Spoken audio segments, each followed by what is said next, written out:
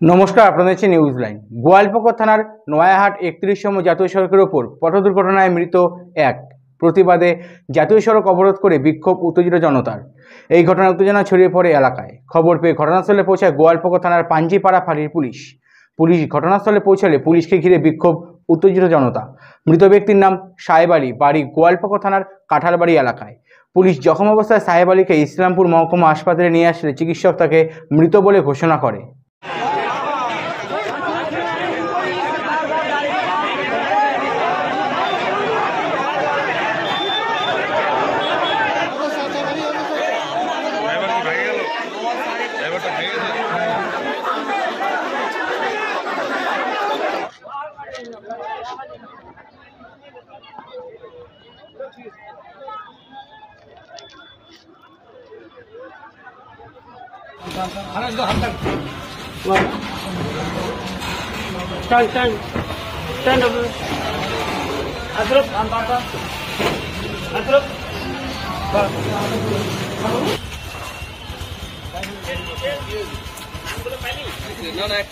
ছেলেটা মোটামুটি সিকিমে ছিল।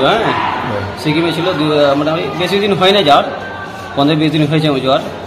ওখান থেকে আজকে সকালে ওখান থেকে রান্না দিয়েছে। রান্না দেওয়ার পর 12টায় বাড়ি ঢুকছিল। বাড়ি ঢোকার পরেই ও বাড়ি থেকে একটু হাঁটাহাঁটি করে গাড়ি নিয়ে বাইক নিয়ে পাঞ্জিপাড়া গেল। পাঞ্জিপাড়া থেকে বাড়ি ফিরেছিল, রাস্তায় ঘটনা হয়েছে। কোথায় হয়েছে ঘটনাটা? নয়াহাটে। কোন গাড়ির সঙ্গে? রাজমিস্ত্রি কাজ করছিল, সিকিমে রাজমিস্ত্রির কাজ করছিল। যে মারা গেছে তার নাম কি? মানে সোহেব আলম। সোহেব আলম। বয়স কত? বয়স মোটামুটি 22-23।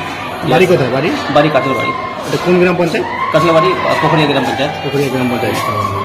ও কি এই যে বিয়ে হয়েছে নাকি? না, বিয়ে হয়নি, আনম্যারিড। ও কি বড় ছেলে? না, ও দ্বিতীয় নম্বর ছেলে। কই ভাই বোন আছে ওরা? 3টা ভাই 2টা বোন। বাইকে কি একাই ছিল? বাকি একাই ছিল।